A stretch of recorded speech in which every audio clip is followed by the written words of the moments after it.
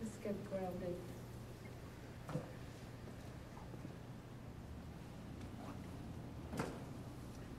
So, you all know we shall overcome, but now this is the next part of it. It's like, how are we going to overcome?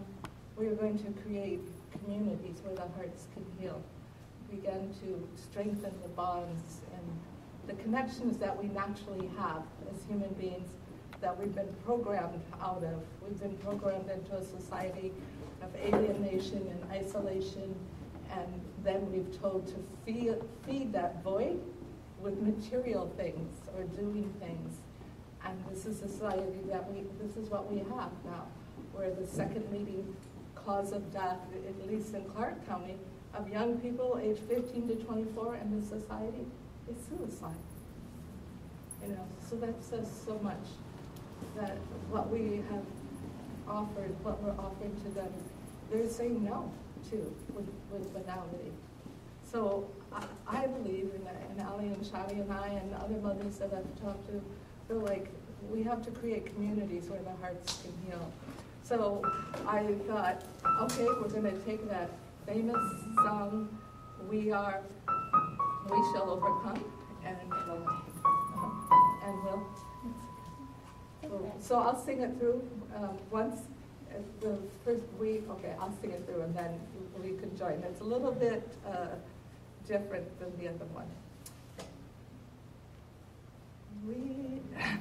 We are creating community. We are creating unity. We are creating community right now. Oh, deep in my heart, I know to be true that we are creating community. Okay? So we could probably speed it up a little bit. And let's start with that. We are creating community.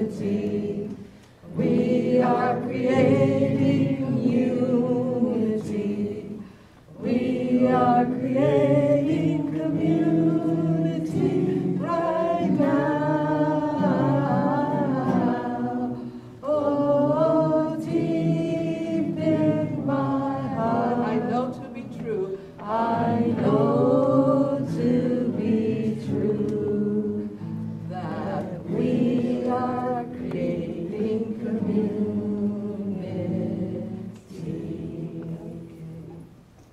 All right. So, did you introduce yourself already? Yeah, only I did, and then we were going to go in a circle. So Okay. now that you're here. Okay. So I'll just go. I'm Cindi, and Aleshanee inspired me to take this walk. And she'll tell more about it, but she, a couple of years ago, took an 85-mile solo walk for the life of her daughter, to save the life of her daughter, literally. And I met her because I was advocating for my son, and found out through a radio show for moms about mental health abuses. I ended up being connected with other mothers, and then began to reach out to other mothers. And so Aleshanee was living in New Hampshire, and we both advocated for kind of each other's children, and now she's here to walk again because the fight for her life, we got her out of the immediate danger, but the danger that they created internally, both physically, mentally, and emotionally, is like a wildfire. And to get help right now, as many of our mothers know, there's nothing out here that's publicly funded, so you need $15,000 to $20,000 a month to go to a healing sanctuary where they could detoxify our children from the toxic drugs, and where they're seen as whole and beautiful beings, and that wholeness brought out. And we don't, who has $15,000, $20,000, and it may take a year, for our children. We don't know how long. So, and so we walk. We walk to have our voices heard, to stop the injustice, the harm, the torture of our children, and to shine a light on those broken systems, and to raise an awareness that we have to become the community where hearts can heal. Not just our children that have been traumatized in the mental health system, but if you look at the vets coming back, the homeless people, the people who are losing their homes, the people who lost their retirement, it's like the list goes on and it keeps growing.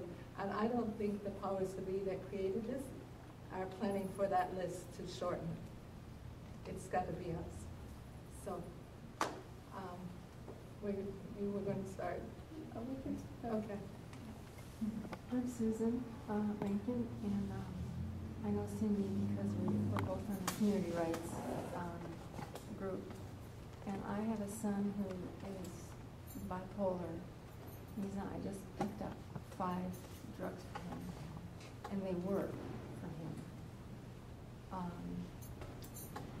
But he's put on a lot of weight, and he's had these symptoms all the way through school.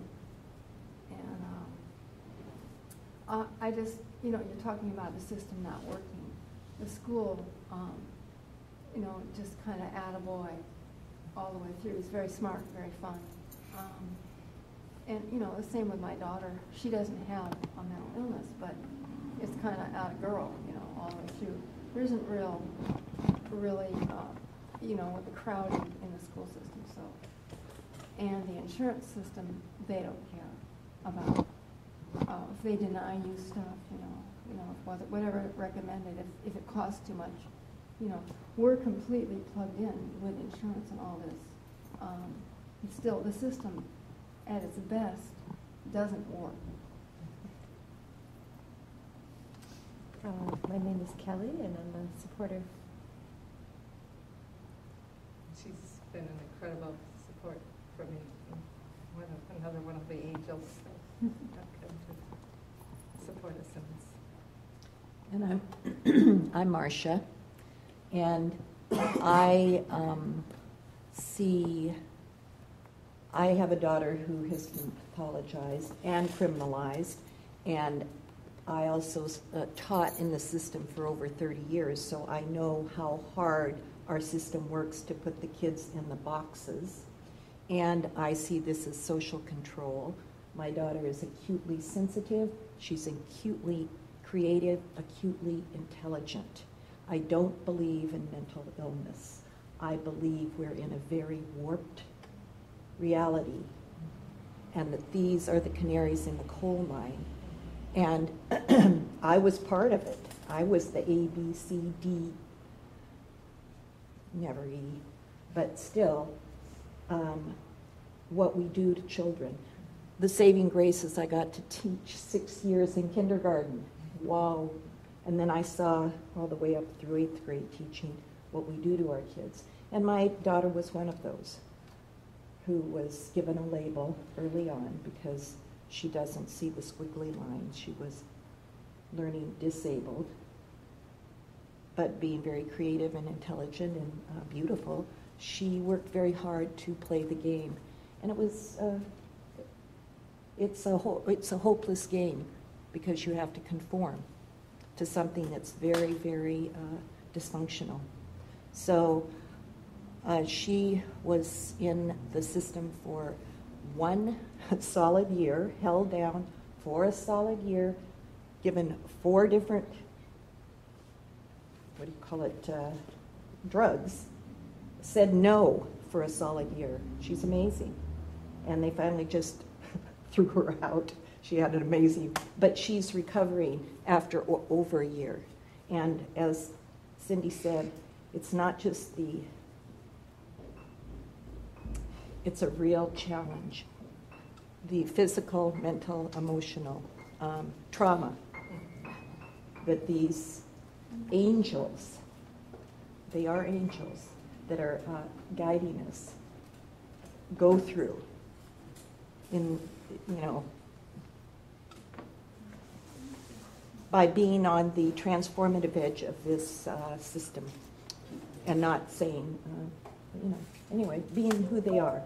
So I am here to support Cindi, bless her heart. Woo! And, of course, my daughter, who is at home recovering, and it's no easy task, as many of you know, to be that support person. But she's amazing. My name is Reynaldo.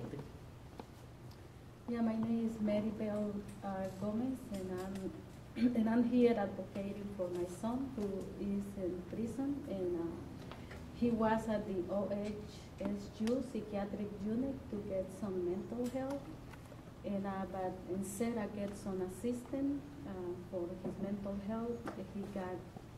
He got in prison, and I'm here, because he got a sentence, and after he get his sentence in a year, he facing a deportation. And I'm here because I want to keep my beautiful family together. My son has been here since he was 2 years old. Amazingly talented, and this is another story of total injustice. My name is Rosie. I support Maribel.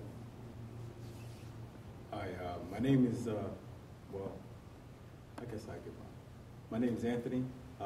I'm here as a supporter. I've also experienced from the inside a lot of the tragedy and things that are going on within the healthcare facilities for mental health. And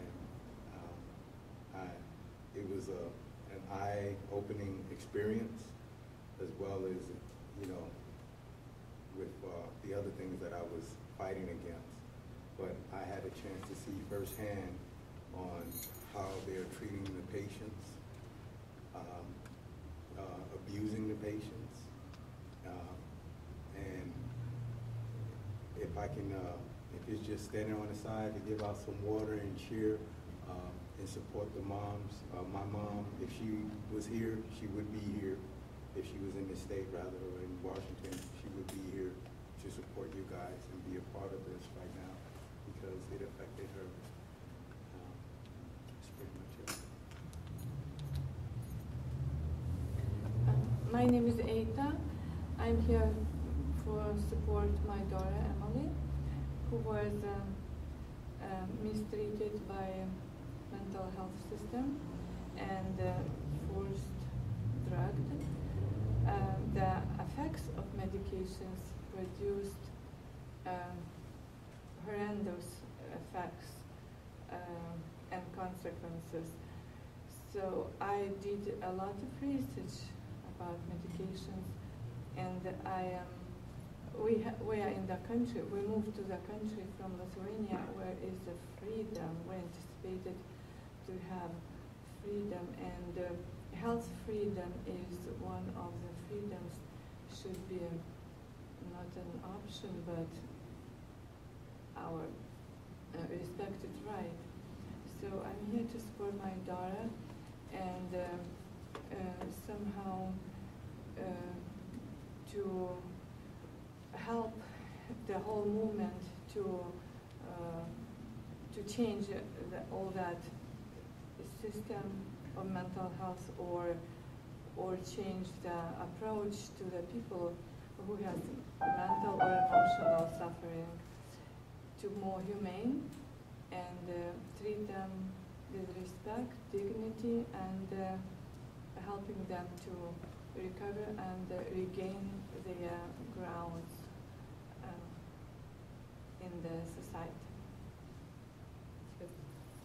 My name is Deborah Schwarzkopf. I just want to say real quick, when you go to the website, Mental Health Rights Yes, it'll say that it was co-founded, and she actually inspired me to start advocacy. I had met her several years prior in one of the local psych units, and then she sought me out several years later because of, and maybe what the chance we'll see to talk about just one of the, I don't know, every story is the worst one, but from her inspiration and her support, the M.O.M.S movement actually started, so I just want to give each that recognition. My name is Deborah Schwarzkopf, and I'm here to support Cindi and your cause for whatever I can do to help you.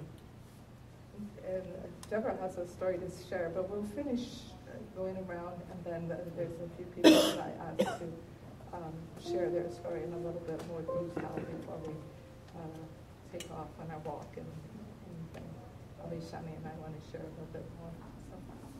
So, Chris? Hi, I'm Christopher, and I was asked here today at the behest of Kelly Caldwell, and I've been asked to document as well. So I might be doing that. If anyone has concerns about that, let me know. And I'm perfectly flexible. And I'm here to advocate for a friend who's been moved through the mental health system as well. So we can't be here today.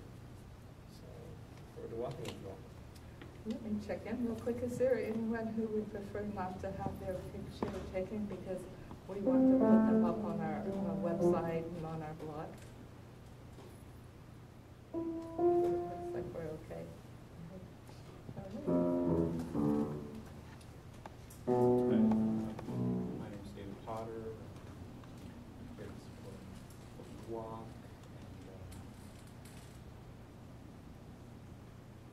I'm a psychiatric abuse survivor.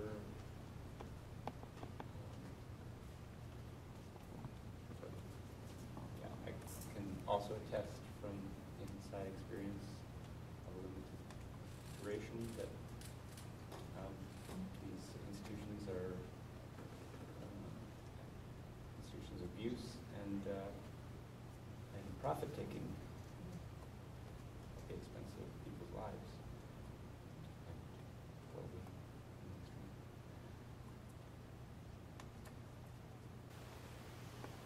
My name is Paula Falcon. I'm here to support Cindi and Aleshanee.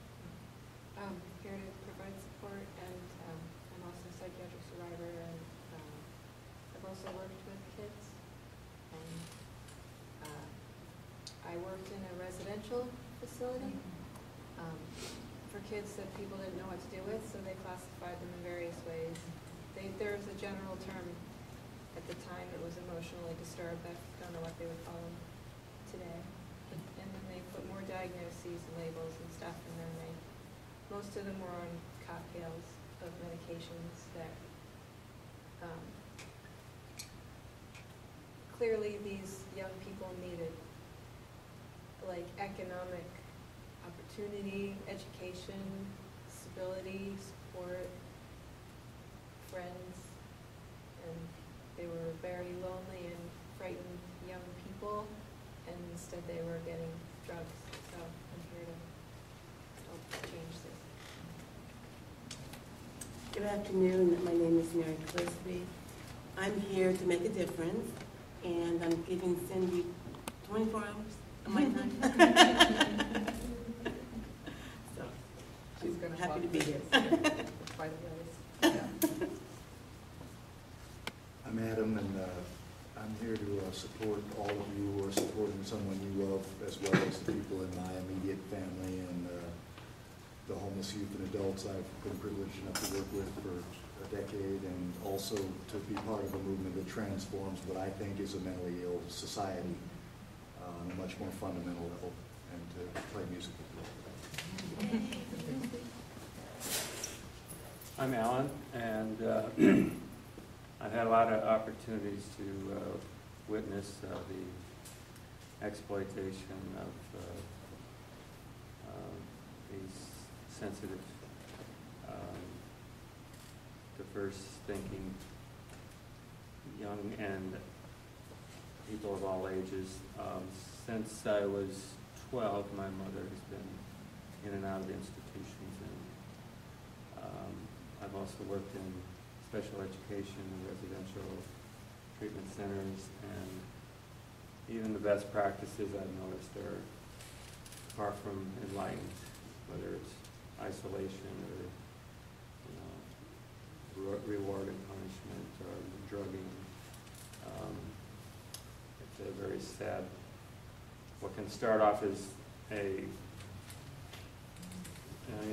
innocent action can lead you down this vortex of just like a system that's not going to let you out, and it's really kind of overwhelming to watch. I've had my own experiences in trying to be an influence and create a change, and the brunt of that system is disdain for people that want to change things. So I'm here as a supporter. Look forward to meeting everyone. Why don't we take a deep breath? Did we have anybody else that came in? Would you like to share? You can expand the circle and just Well, a they're little bit. welcome to Well, we will probably be disruptive. Well, that would be okay. It's just whether he feels comfortable. Yeah, okay, yeah. So did you want to, you can pass, or we'd love for you to share? I'm media. Okay, all right, great, great. So I'm a big one for breaths, because that's something that's, I think, significant about our country. We breathe very, very shallow breaths compared to the rest of the world.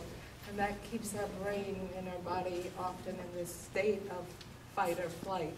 And the deeper that we breathe in, the more our body is nourished and our mind is nourished, and the more that we can stay grounded and slowly unplug ourselves from the madness that surrounds us. So let's take one more breath before we go into the next.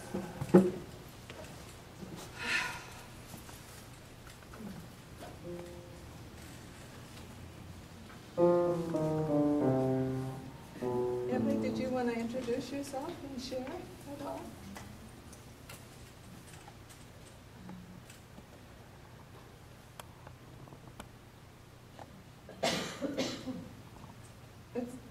You could pass. So this is Emily. This is H's daughter, and she's just a wonderfully delightful person and a wonderful cook. H and I share homes. We rent a room from her, so I'm glad that Emily is here and wanting to be out and present with us. So it's great. Aleshanee, where are we time-wise?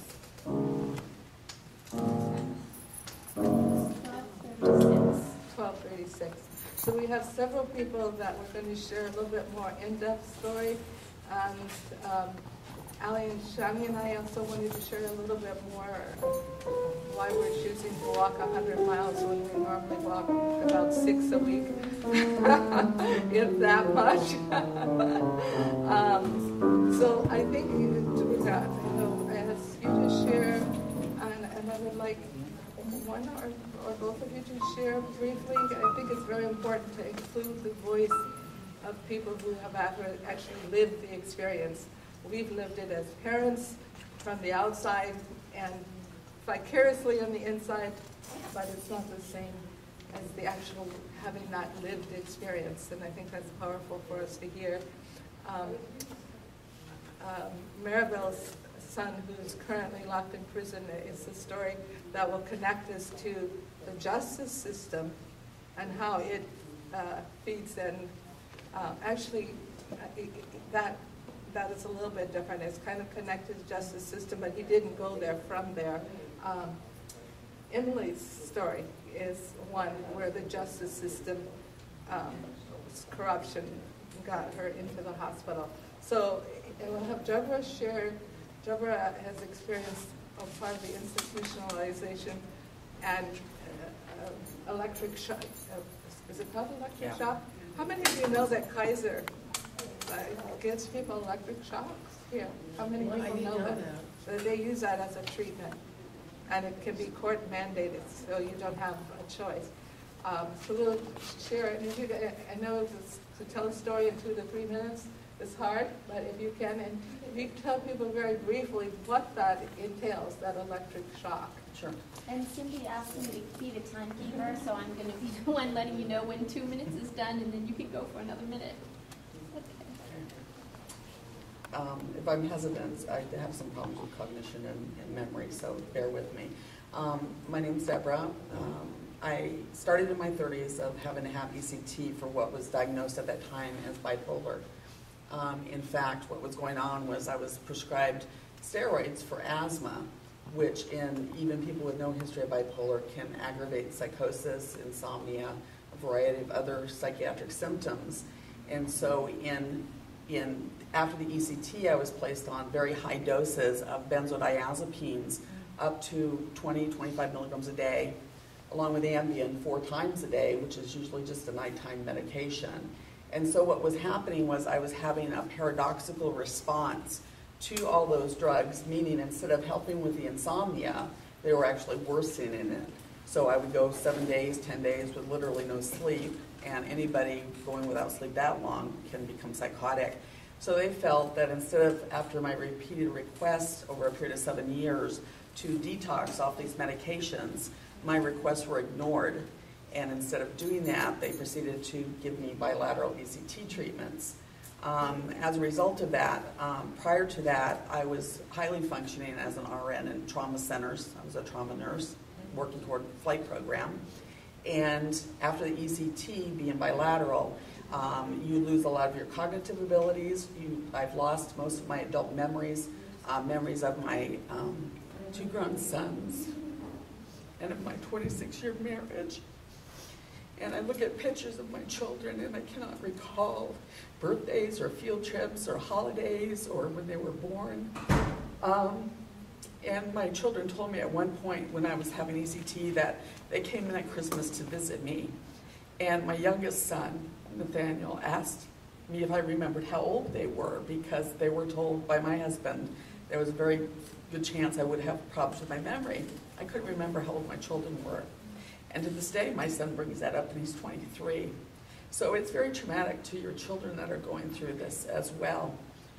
The bilateral treatment, what is important to pass on is that when you're consented for treatment, if you're given an option of consenting, number one, your family has to be involved or close friends because a lot of times you're not in a position such as my extreme fatigue from no sleeping to make that sort of decision. Plus the medications that I had on board limited my ability to consent accurately. That friends and family have to really educate themselves as to the side effects long-term around the ECT, and if in fact it's really worth it, and if in fact they've exhausted all the possibilities of what might be causing your problems. I feel that ECT is a matter of convenience and economics because they don't have to put forth the monies to have psychotherapy to really delve into long-term treatment for detox. And so make certain that when you do consent that it's not something where if unilateral ECT is warranted and they halfway through they say, oh, it's not working, let's switch to bilateral, that consent is not part of the initial consent, that you once again are asked to look at the long-term consequences of it.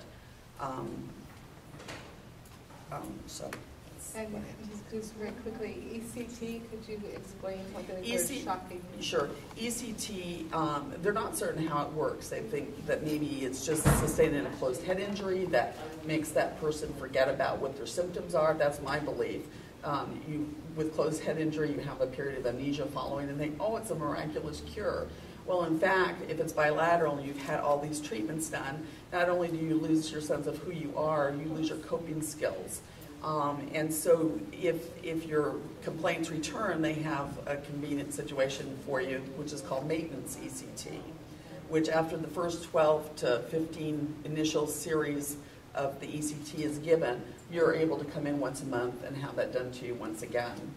Which is basically shocking. It's shocking your treatment. It's shocking your brain, either on one side or both sides. The current is passed. It's basically a medical frontal lobotomy. is how they do it. So.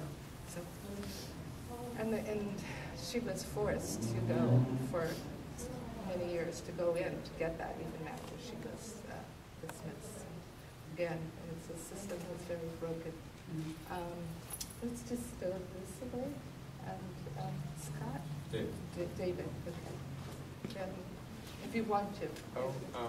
Just maybe sharing what you... I'd say. Yeah, okay. Well, I guess I feel that I could have fairly, compared to many people, a brief, horrifying blow to the head and shock, and being held for a few days only and subjected to forced ingestion of psychotropic medicine, which, well, I mean, the translation for the class of drugs is sort of brain seizing. I mean, basically this stuff messes with your head in a very bad way. You know, diagnosis was extremely minimal, subjective, kind of, you know, you meet someone, talk with them a few minutes, and it seems like they just want to hand you a diagnosis. Yeah. Basically, I think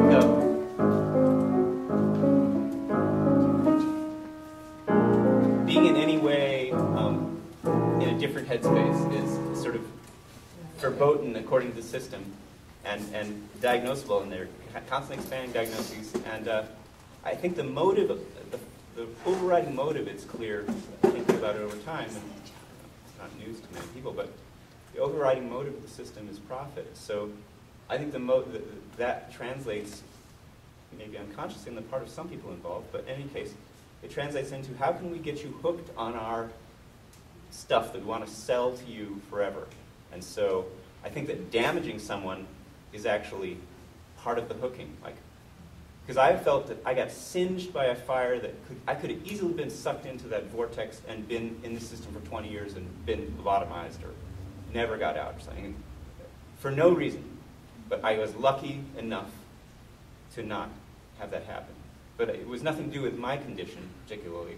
It's just condition due to social situations or luck or maybe something, you know, maybe some element, you know, I wasn't as upset as someone else might be about something, or as anyway, so I won't go on and on. But yeah, I think it's a profit-based thing that I'm not opposed to profits per se, but in healthcare, profits are often a huge problem. So. Did you want to share? Sure. I also feel that I could have been sucked in and my life could have been destroyed, and it wasn't. My experiences with inpatient anyway were brief, and I managed to escape. So,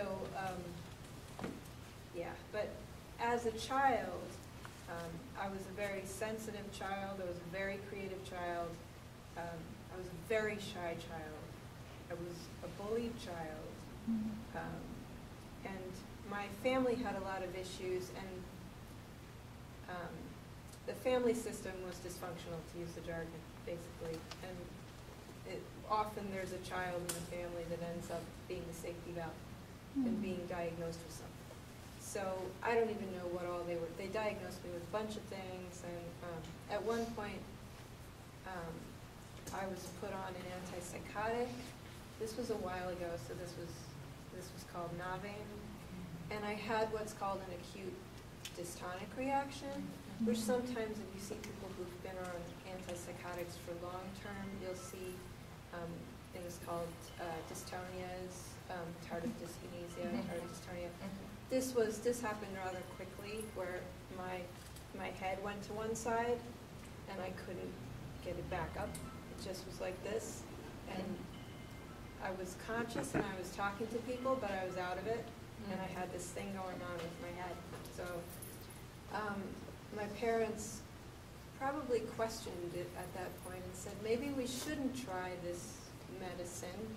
Maybe we'll try not doing the medicine, which was fortunate. So I recovered from that, fortunately. And then as a young adult, I had a period where I was very overwhelmed.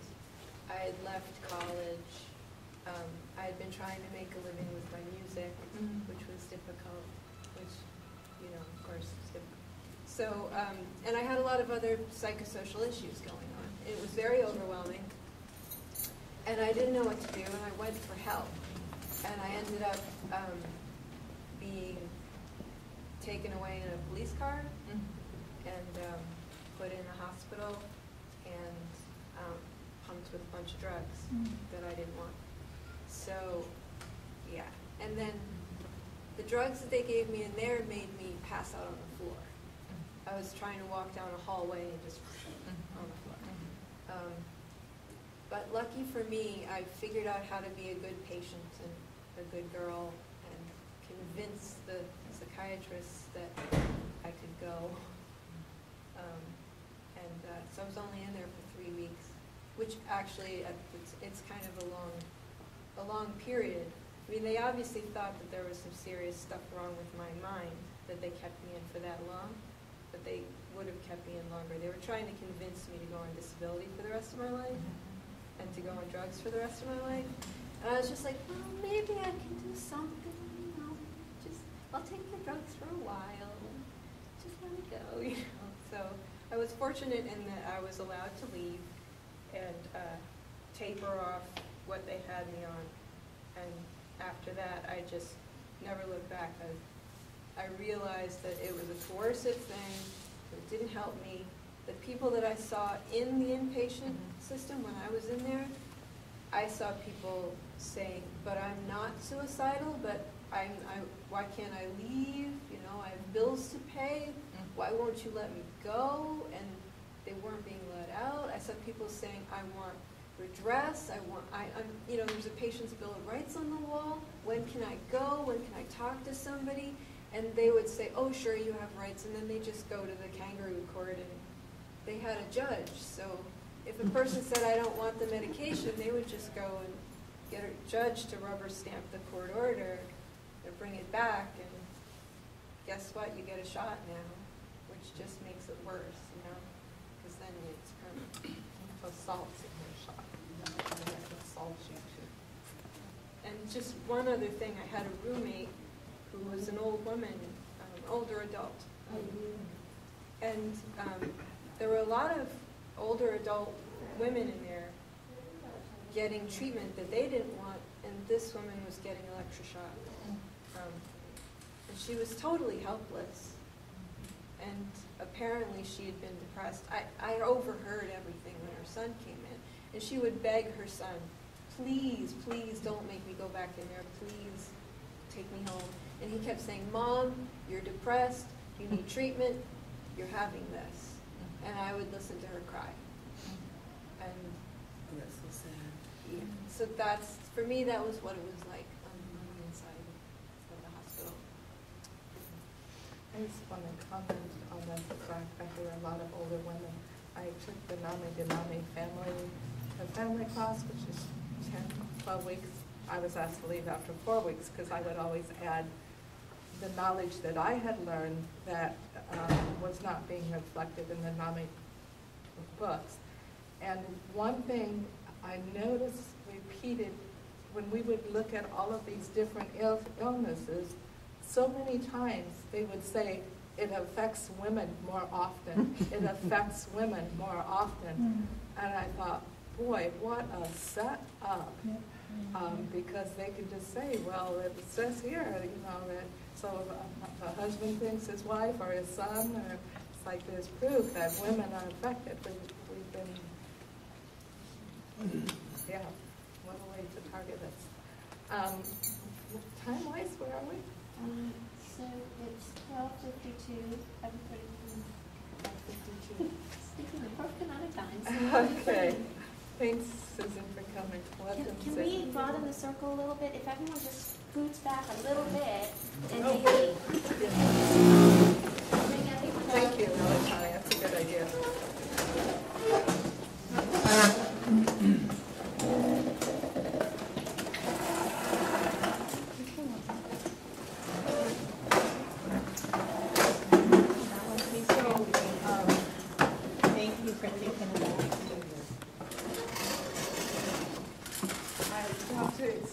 because I have a very, as I said, I have name dyslexia, so I remember some names, but not a lot. And I want to say David, did I get it? David Potter, right? When David talked about the profit motive, I think we have an incredible case of showing what happens when there's not profit to be made. I met Maribel many years ago, but more recently she came to me, and the story of her son is another horror story, and I want her to share, just share, please. Yeah, again, my name is Maribel Gomez, and I came from Honduras as a political refugee in 1984. And the treasure that I do not want to leave behind was my son Hector.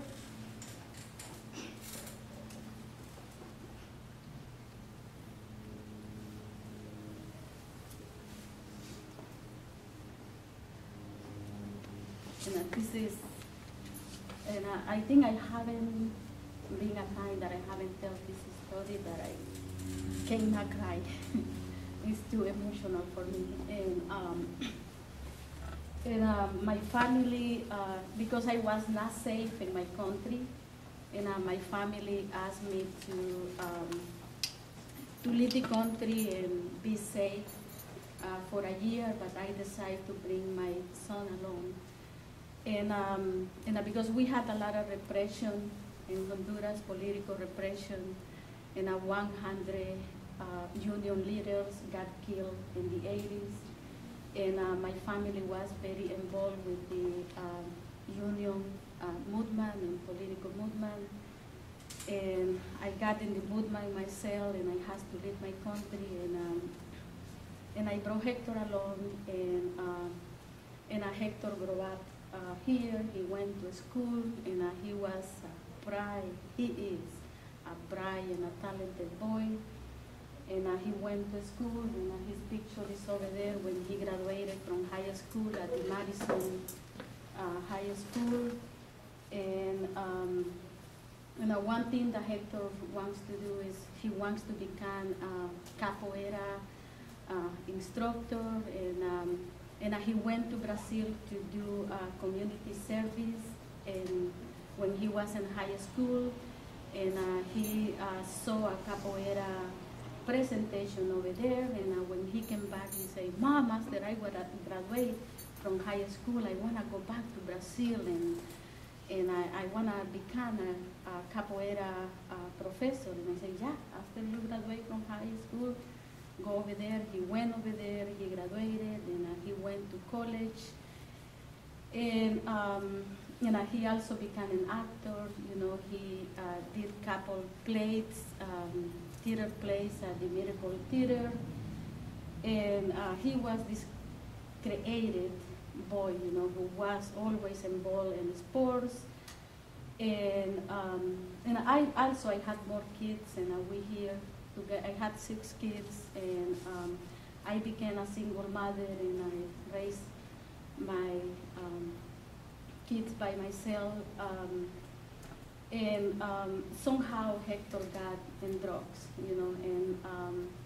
and I knew that Hector needs some assistance, and I was trying to help him, with my family, and myself, but I realized that Hector had more problems that I can handle myself, and I started to look for programs, and I went to DePaul, I went to every program that everybody recommended me to go, and but I started to realize, that we were getting trapped in something, that I was kind of not really incapable to understand, but I am still trying to figure out, how we got in this system. And he went to a Madras program because we are Latinos, they figured out that there's a lot of Latinos in this Madras program, and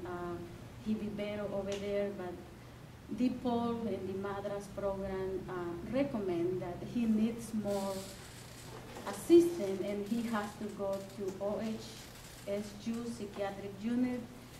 And he went there, you know, the second day when Hector got there, you know, he told me that place was horrible. He wants to get out of there. And because I'm not a professional, you know, and I was looking for some professional assistant that I was thinking may exist somewhere. And every day that I visit him, you know, he was pleading me to get him out of there. Even when I was leaving, he was trying to escape that place. And, you know, Hector used to call me every night. You know, the second night he called me. You know, we used to talk for half an hour. The second night, you know, after a couple minutes, he said, "Mom, I'm tired. Let's talk tomorrow." You know, and then the next day, he only called me for 30 seconds, you know. His energy when the drugs, you know, start to drain his energy, you know. Hector, you know, he always play a sport. He's so teeny, you know, and he got this big belly, you know, over there for the drugs that he was getting, you know, and then he says, you know, the doctor says he has diabetes, you know, and I was talking to the doctor, and it's not because the language, it's not because English is my second language, it's because it's so hard to understand their language. It's another language, you know, that, you know, and they say they diagnosed Hector with psychosis, bipolar, but it's not, you know, it's not my son. You know, it's not the son that I raised. And, but he never got treatment.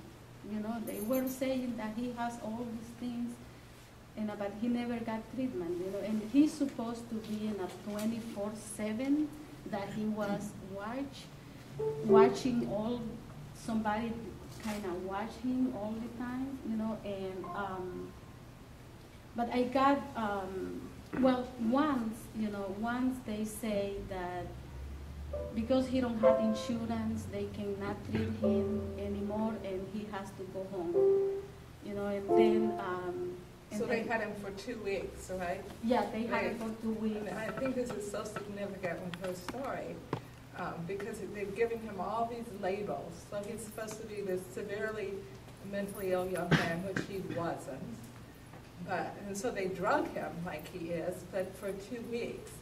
But he wasn't on Medicare, and she didn't have insurance. So drug him and put him out on the streets. And what happened? I took him home, you know, and we got kind of all the support we felt he needs, the family. As soon as he got home, he lay down in a couch, and he cannot talk, he cannot, we cannot wake him up, and he has an appointment at the courthouse, you know, and we finally wake him up, you know, and took him to the court. Before we got to the court, you know, at that little park, you know, and he says, "Mom, I have to lay down." You know, and we sit down, you know, and he lay down at the grass for 4 hours, you know, and I was trying to wake him up. We were not able to go to the court, you know, and I realized I can't do anything, you know.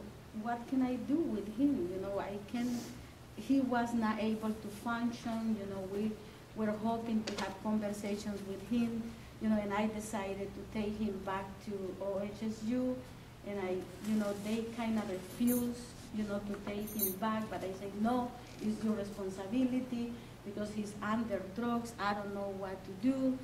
You know, I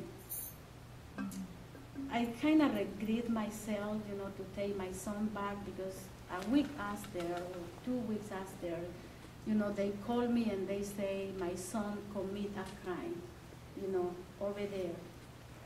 You know, he been watched for 24/7 over there. He's supposed to be there to get some assistance with his problems, you know, and he was transferred to prison, because he committed a crime.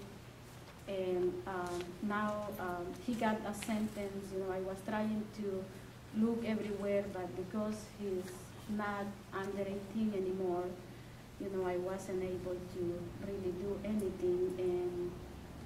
And he been in prison for almost 2 years. When they sentenced him, we agreed that he was going to trial, to prove that he was innocent, but they say that the lawyer was pushing him.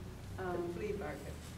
And he pleaded guilty, and after his sentence, he's going to face deportation, and they say he's going back to Honduras, but we really, I left Honduras 28 years ago. I live in this community, and I work in this community as a community organizer, for 20 years, We still have family there, but really, my family is here in this country, and we don't know, what, and I have more kids here, it's like no way, he be able to function in a country that, this is our country now. Yes. So to me, this just so epitomizes how it is a for-profit. They had to take him the first 2 weeks because the local mental health groups that she was working with referred him, so they couldn't turn him down. They kept him for 2 weeks, drugged him, gave him all these labels, dumped him out. He collapses for 4 hours. They were trying to wake him up. And it's understandable that you take him there because there's no place else to take them. And so, my opinion is, they needed to figure out how to get rid of him. And so within 2 weeks, they wrapped this crime around him, and they want to have a trial. They want proof. But both the defense attorney and the prosecution attorney is pressuring him, and he's drugged. And you can't fight, it seems like. So they force him to plea bargain. He doesn't even get to go to trial. So they get rid of him permanently, which they really needed to do because I think, could understand that what they had done to him was so serious that it would be really difficult for him to recover, and he would keep coming back one way or the other. So we'll wrap this crime around him and imprison him, and now force deportation? It's an insane system. I'm sure we're at the time, but I want to say this, that Sarah was so gratefully called me yesterday and told me I had made a mistake. We were going to go up to OSHU, some of us catch the bus, which is where I thought Posh was. But I understand Posh is down off of MLK. So we actually have quite a bit of time lapse, and in our schedule, what I did to make up for the time was like, we'll just go to St. Francis Park and meet the Occupy people, and we'll have a song fest in the park, and then have the potluck at 5. So what I'm saying is that the next gathering, unless people had planned to meet me at the Justice Center and no one told me that, I think people who are going to the Justice Center would be here now. So if people are open to it, I would like to stay here a little bit longer instead of partying in the park later, because we had almost 2 extra hours because we're not going up to OSHU. We're just going over across the bridge there. And there's a couple other stories that I think are really important to tell. Cindy, can I just ask, so is the plan still to go to the Justice Center? Yeah. And then go? Yeah, we are going to walk there. And I would say another 15 minutes if we get through. 105. 107 now. So we could probably wrap it up in 5 minutes each, right? Is there anyone else? There are 8 of us going to share if you want to. And this is another piece that's wrapped up in how the criminal justice system feeds into the mental health system. I have a question. Did you want to talk about your experience in SEC? curious. I don't mind. I'd be like to interested hear. in hearing. Okay, we'll do H's. I know you had told me that. I'm sorry. I wasn't sure that you wanted to share. That's why I wasn't asking you. But if you're willing to, that would be great. Eta, would you share? And I have this saying that I wanted to preface it with, because this is critical in what happens, how our children get disappeared. I'm sorry to interrupt you like that, but I think it's so important. The corrupt powers of the confidentiality laws protect the wrong people. HIPAA protects the wrong people and paves the way for tyranny behind locked doors.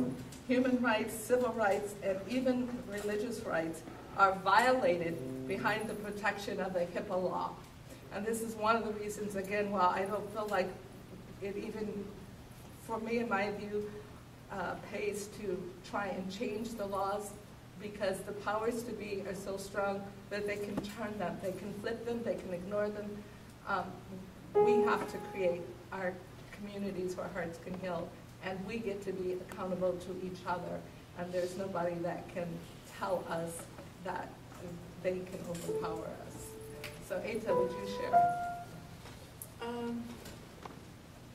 I don't know how to tell it concise and short. Do you want me to ask some questions that will help you, or do you want to just Maybe. Okay, so I can kind of interview you.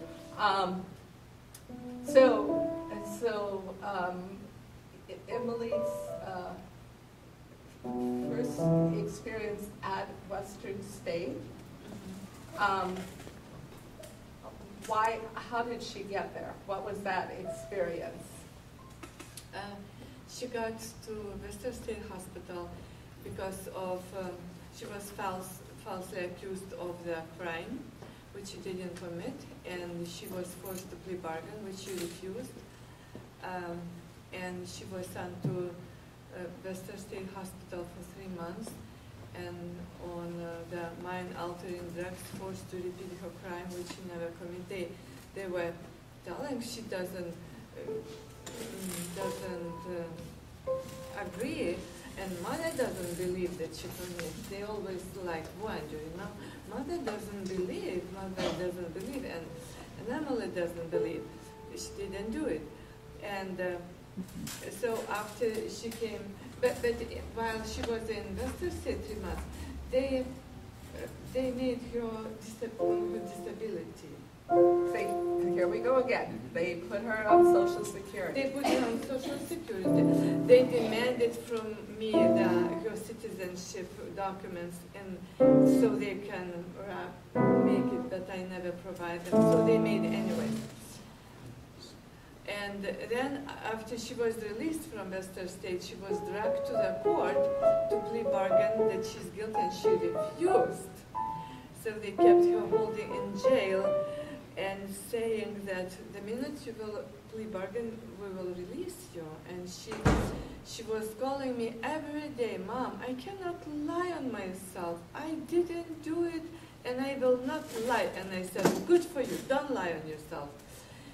So, and we worked with the lawyers, and lawyers talked with the prosecutors, and that's where they were. They said, if she got a not plea bargain, she gonna go back to Western State for 8 years of and being drugged. So it was so scary. So finally, Emily says, after 3 months again in jail, she said, I'm sick and tired being in jail. I will plea bargain. And she plea bargained in the court where it was arranged just for her alone, and she was released within 2 hours out. Thank you. I'm going to add, her case was a total case of cover-up, because, can I tell a little bit? Yeah. Emily and her mother and her father came to court because Emily had had a minor probation violation. It wasn't important, but coming from another country, they didn't know that they had to call in every week, and they didn't. So they were called to come into court to find out, why didn't you call in every week? So they're in court. They have a recess. They're waiting for their turn. Emily goes to the restroom. A little 8-year-old girl comes in there and asks Emily, when they're getting ready to come out, she asks Emily to lift her up and to take her outside. Outside is the mother and the grandmother and the baby, and the mother is waiting to go to court that day for a felony trial. So when she brings the little girl out, she sets the little girl down in front of the mother and the grandmother, and the mother screams, "What are you doing with my child?" And Emily, thinking that they're just kind of crazy folks, goes down with her mother, and they go back into court. And so she's sitting in between her mother and her father in the courtroom, and a few minutes later, the guards come, and they don't know who or what they're talking about, and they're trying to get her. So finally they realize they want Emily. Emily goes out, both guards surround her and walk her back, and the mother and father are following them immediately. What's going on? And they won't let her near her. They end up handcuffing this 19-year-old girl, taking her, booking her, putting her in an orange jumpsuit, charging her with kidnapping. And they haven't even talked to the parents. So they come back to talk to the parents, and the mother says, no, she was in court with us. She's here. It's a probation violation. They have the papers. So the cover-up begins. And within 2 weeks, this young woman is sent up to Western State to cover up that.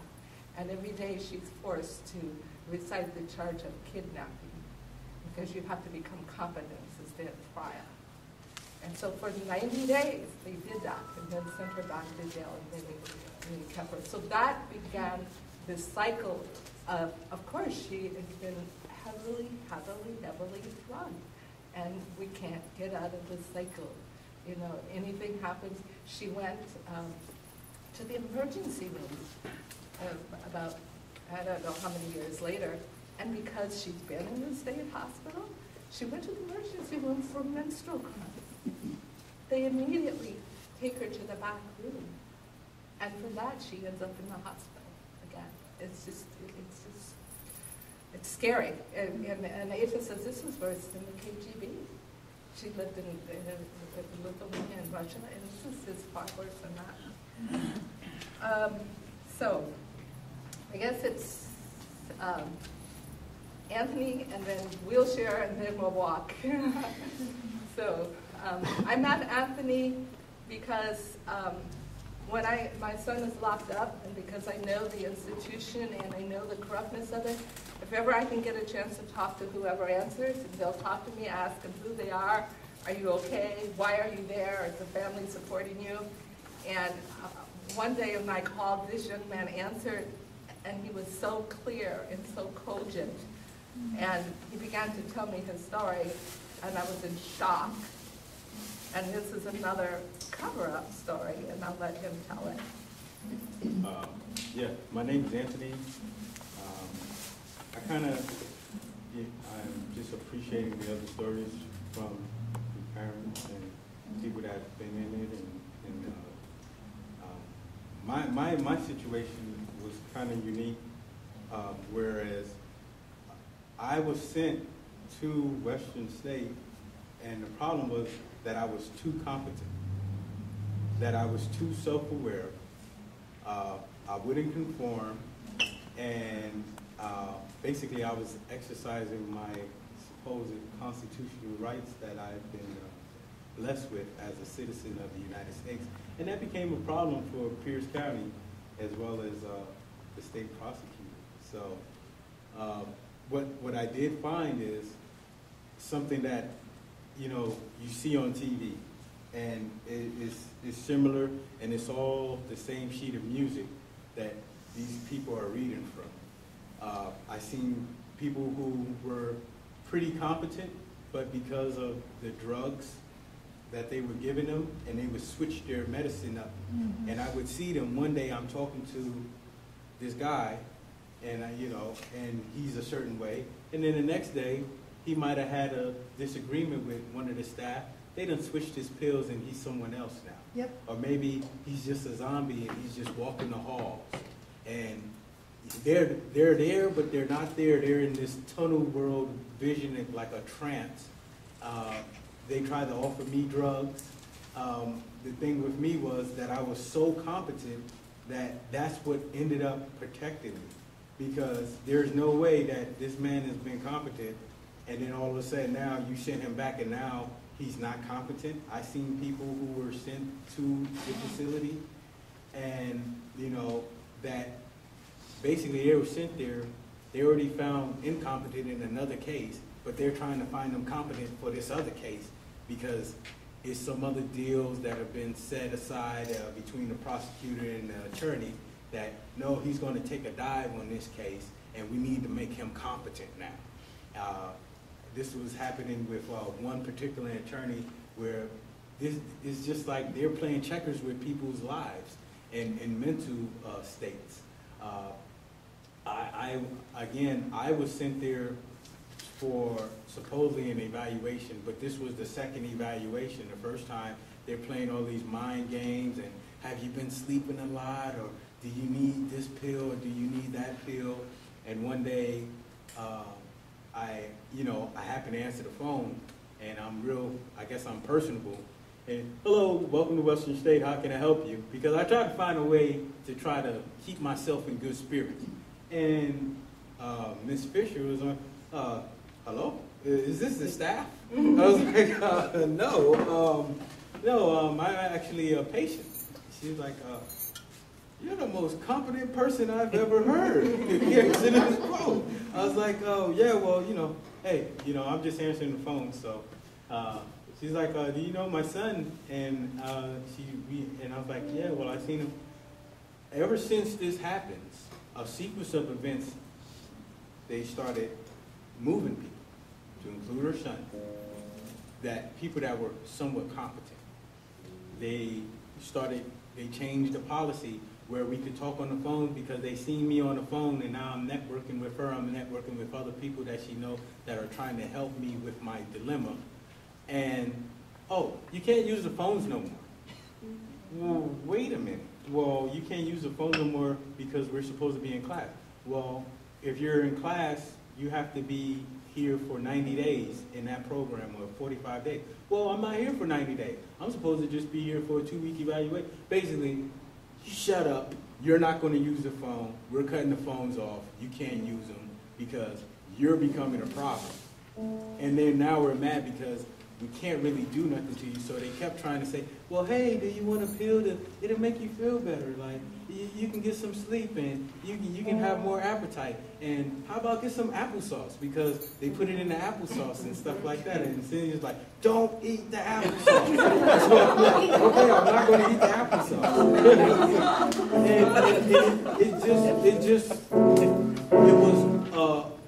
It was just a shock that something that you would see in a movie or a television show was actually happening every single day, and it was real. And I seen guys that, you have these crews that come out whenever there's an incident, and some of this stuff is provoked and some of it is unprovoked.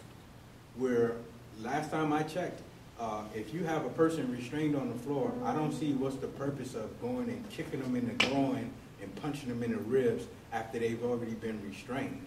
And especially if they're in somewhat of a sedated state, I've seen that.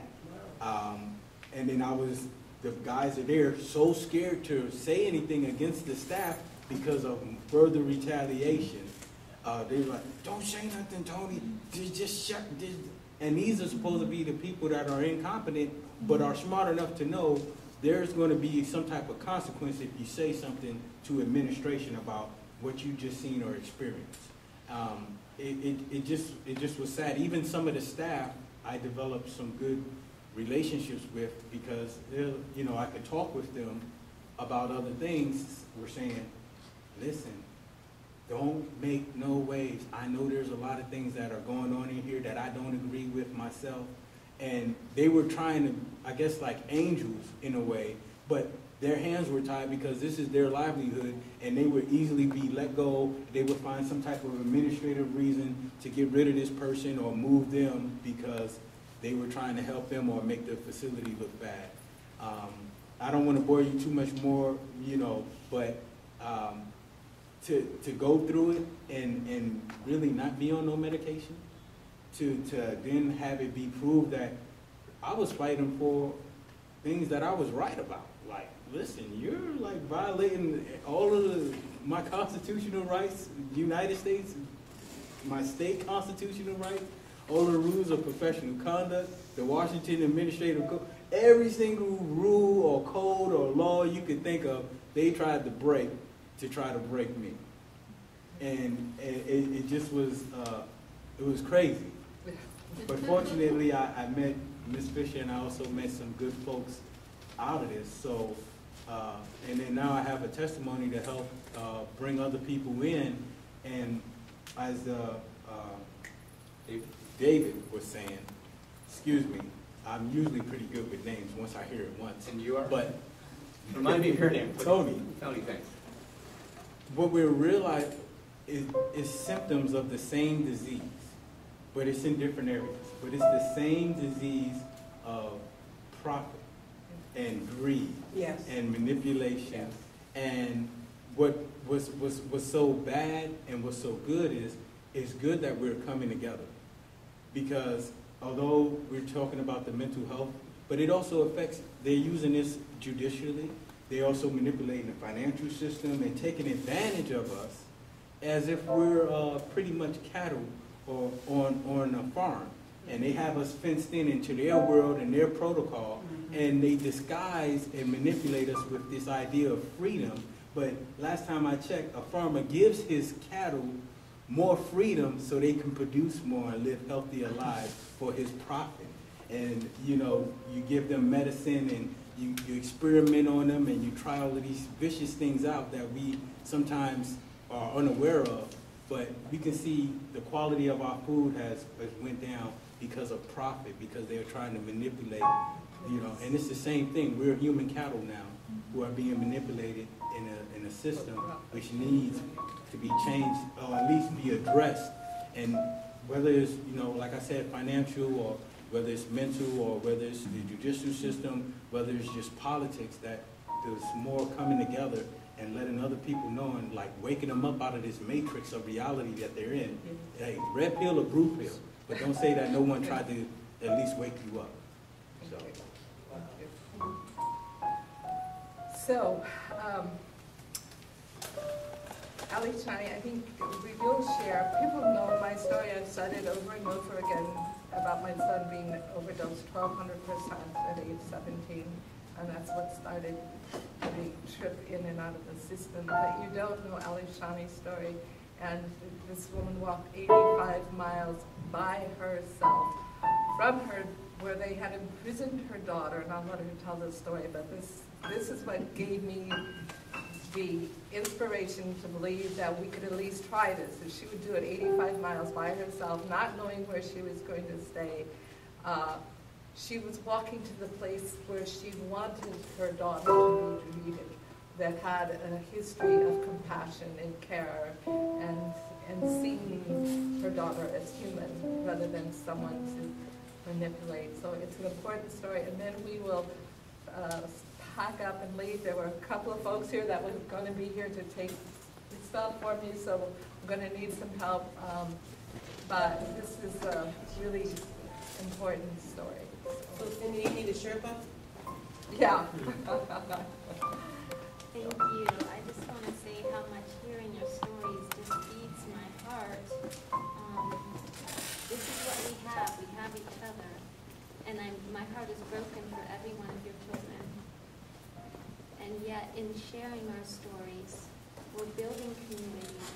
And it's really the only thing we have. As long as we're in isolation and separate, they can convince us that we're the ones with the problem.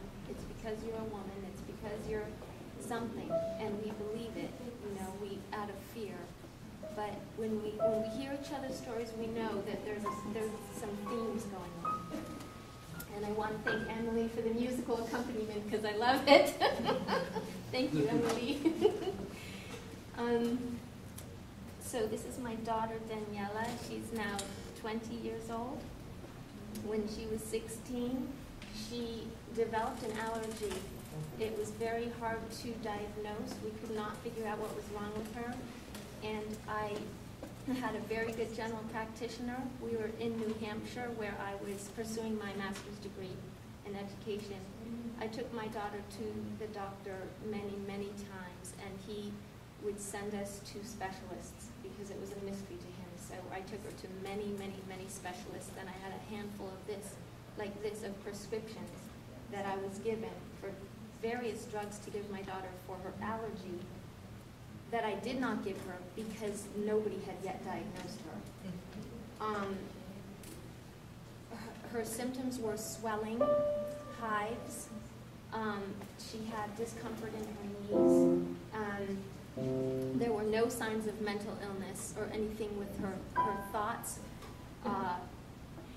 until a year or so had gone by of these symptoms. And then she started to develop seizures. She would just fall down and hit her head. That happened a few times. And still she had not been diagnosed. And then a little bit of funniness in her thinking. I could tell because she was washing her hands really often. And so it was a little bit of like compulsive behavior. Those were her symptoms.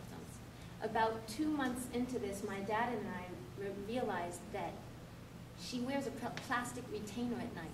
Let's try that. We've tried everything. Let's take out your plastic retainer. For the first time, when my daughter took out that plastic retainer, all of her symptoms disappeared. It was for the first time since they'd started, and it was amazing. But they would come back when she ate foods that had been, at some point, exposed to soft plastics. So, I worked very, very hard to buy things in glass and everything, but she would have exposures. And so I finally contacted an orthodontic company that tests for, they call it incompatibilities to orthodontic equipment. And I explained the situation, and they said that, well, there's nothing we can do. Her immune system has been ruined. And I said, well, this is my daughter. You can't tell me that. Surely there has to be something that I can do for my daughter. And they said, well, if you can make sure she's not exposed to plastic for 2 years, maybe she will heal. So that's what I was up against. So when she started to develop these seizure-type activities, I was sent to a neurologist. The neurologist sent me down to Massachusetts General Hospital to have 3 days of testing, where she would be on these little EEG, I think it's called, so they could test her sleep patterns and see what's going on with the seizures.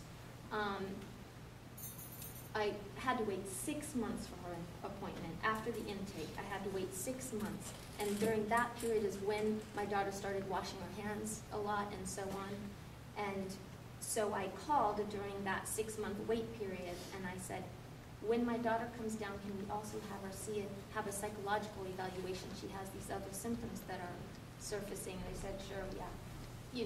They didn't care about hurrying the appointment. I asked them to hurry it so many times because the hives, the swelling, that nobody cared about my daughter.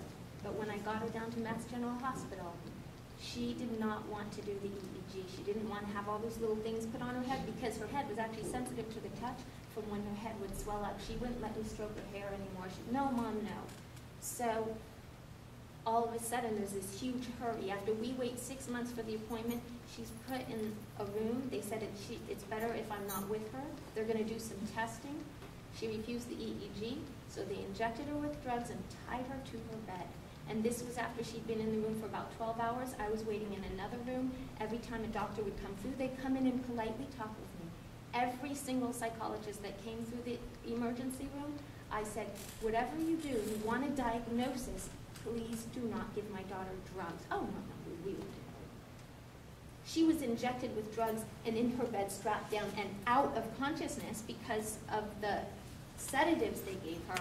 It was Thorazine, no, that was Haldol that they injected her with, and some kind of Ativan or something. And she was out, and when she woke up, they did it to her again. And they said, we're sending her to a psychiatric hospital. She was 16 and I was her guardian, and they did not listen to me. So I had to take her out against what they call medical advice. So now they had a record. My daughter had been in tied down 5-point straps, and I wasn't compliant. So 2 months after that, my daughter had a psychotic break.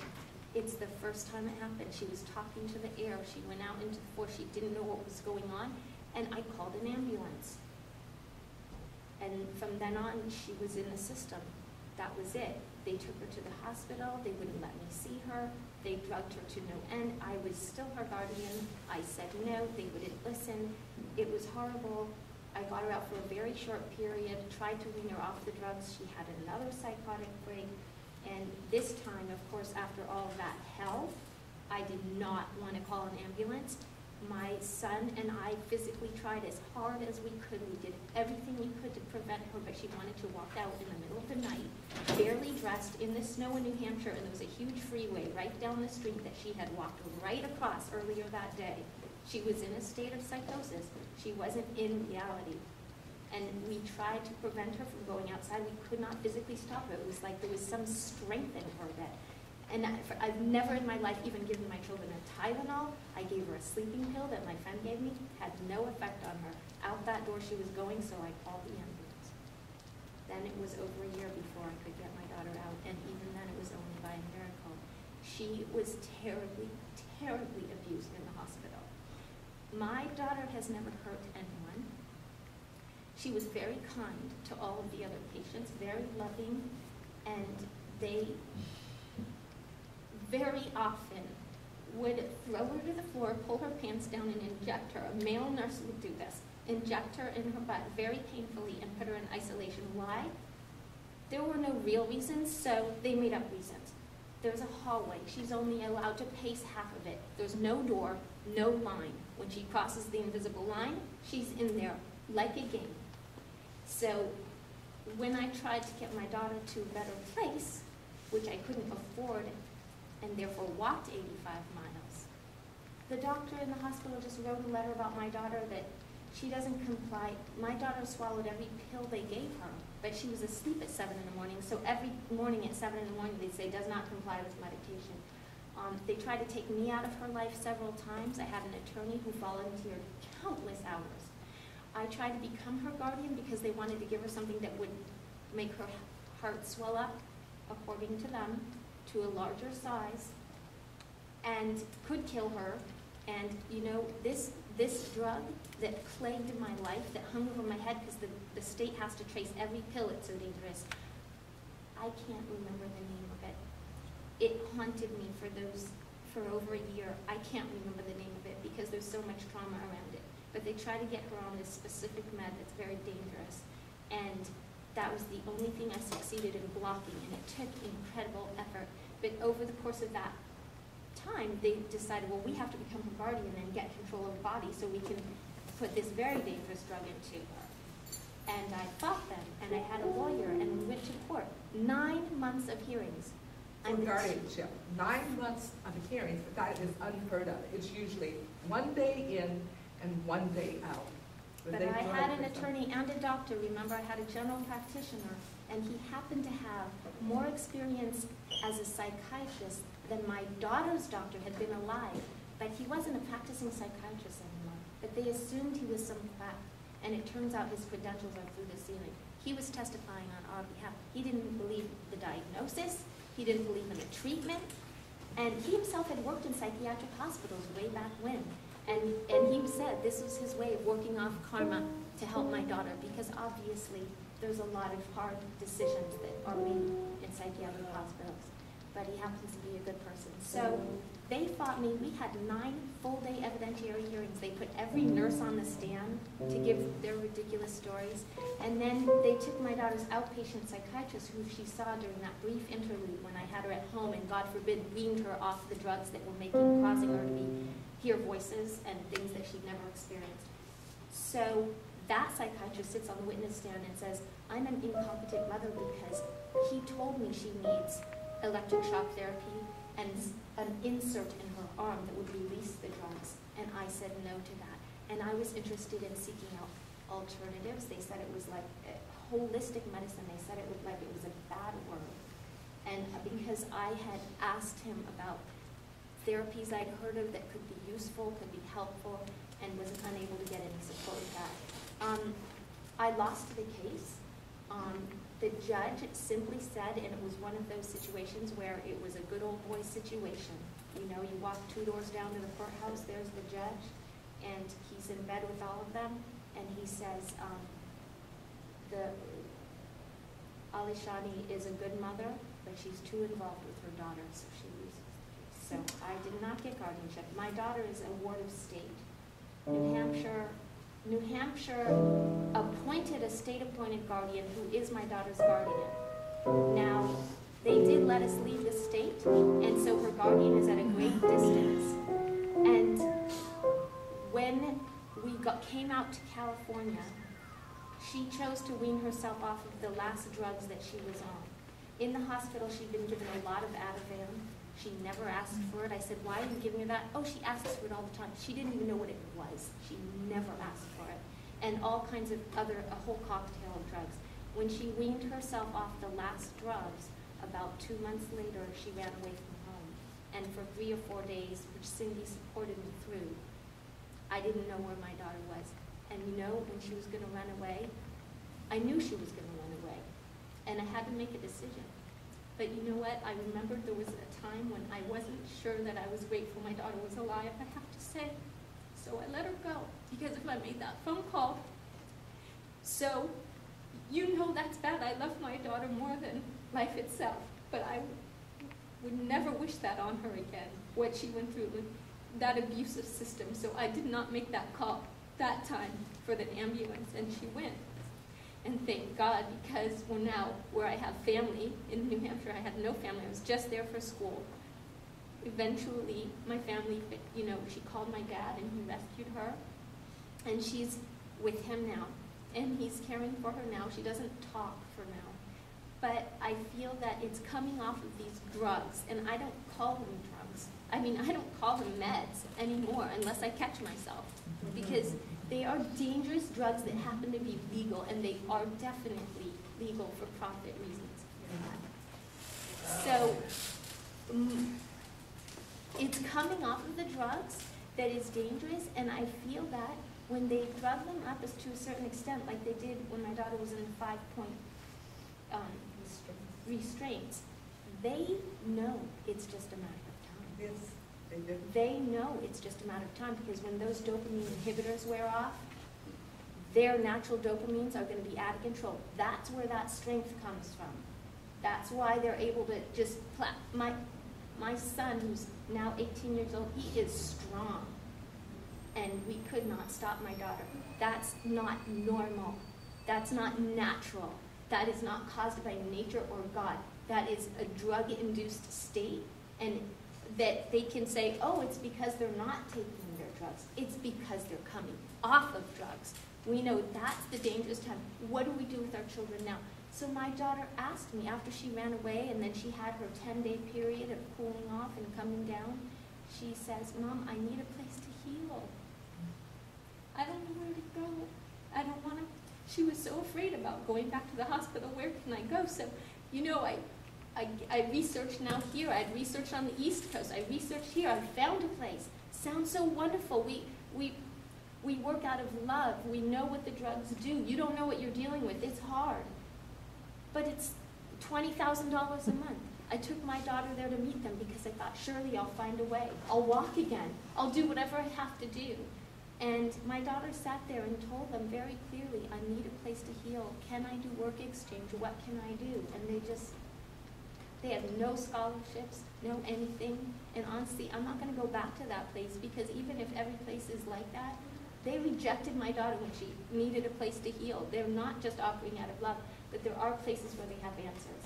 And there are places that if you can pay the bill, they will heal your child from schizophrenia. They advertise that. We heal. You know, yes, because relationships are healing. There are art therapies. Nature is healing. Relationship with animals is healing. Fresh air is healing. We know what healing is. They know what healing is. And sure, there's a price tag on it, but we'll do anything for our kids. I'm walking as a fundraiser, and I'm walking to raise awareness about this system. It's so evil, and I don't think it's as simple as some bad person that's sitting in a chair somewhere making decisions. I think it's a corporate push Correct. There doesn't need to be an individual because it's a corporation and it wants to increase profit share. But who's responsible? Nobody. Everybody can pass the buck. It's a circle of people that own a corporation. Everybody can pass the buck. I'm not responsible, but yet I have human rights. And I want, by the end of the quarter, if I don't increase profit share, I'm going to lose my job. I can't see outside of that. You know, my kid needs her horse riding lessons. That's it. And so it's not just as simple. And then, of course, they find these people and put them through medical school, and who's funding the textbooks. It's a complete racket. So thank you so much for being here. I cannot tell you how healing this is for my soul. I did walk alone the first time. I was told I hadn't planned it well by friends. You just went. Yes, I did, because what was I going to do? But it actually was that I was taken in. I was taken into hotels, homes, bed and breakfasts. It actually, I didn't end up sleeping on the road, but I was willing to, and we are willing to. We know we might. And people did make donations, and not all while during the walk. Some of it came afterwards, some of it in the form of loans. But I got the support that I needed to get my daughter out of the hospital and to get her some classes and some therapies that at least got her through the worst of the withdrawal symptoms that happened immediately afterwards. So now I'm doing it with Cindi, and I'm so blessed to have a partner, and I just, you know, God will get us there. Yeah. Let's just take a breath for all of us.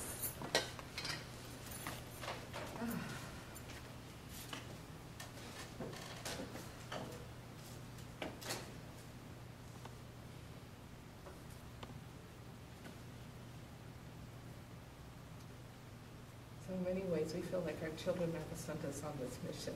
They've called us, and we're answering not only for our children, but other children, and I actually think for, at least in the States, for the survival of our humanity as supposedly free human beings. We're losing that right, and it's disguised in so many ways. And you've heard the stories, and it comes from so many different angles. And I just want to say that when the state took guardianship of this young woman, they got a commitment for 5 years. How do you commit an 18-year-old girl for 5 years, you know?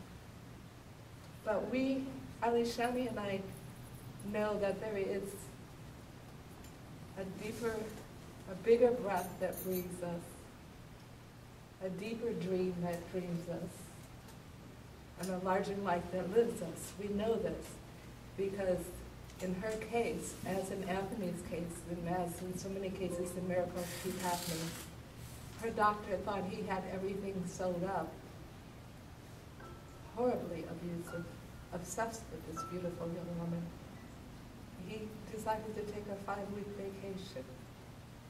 And the substitute doctor, who had been substituting periodically when he would take off on weekends, knowing this case, the first thing he does, after this young woman has not been able to go outside for a year, except for 15 minutes, she hasn't stepped outside, she hasn't felt the sun, she hasn't felt the breeze for a year. The first thing this doctor does is to give her an opportunity to go home for a weekend. And then he begins the process of writing her release to live at home. And the doctor stops his vacation in the middle of his vacation to come back because he's heard of this. Come back twice. And attempts to block her release. Oh my God. And the staff, they do not, yeah, because the doctor changed her medication, so all of a sudden she's talking now. She's coming back to herself, and this doctor is changing her medication. Stopped her in the hallway at one point and tried to force her to drink this other stuff. And then the staff, not knowing who to listen to, calls the head director of the nurse and says, Dr. So-and-so is saying that she cannot be released to go home. And Dr. So-and-so has written the release to let this child go back to where she belongs. And the head nurse, bless her heart, does her research and says, Dr. Whitmer is supposed to be on vacation. He does not have any authority here now. And by that miracle, that young lady was released. And that's what we're up against. Doesn't mean that all psychiatrists are bad, but it does mean that the system as a whole, function and purpose, is terribly broken. And I don't want to fight it or fix it, except I do want to get our kids out of it and prevent others from going in it and create a different world where all human expression is recognized as the continuum of humanity. And we have our ups and downs, and we just learn to hold each other when we're going through it, and not exclude, and not label, and not marginalize, but learn to hold each other and let our hearts heal when we're broken. So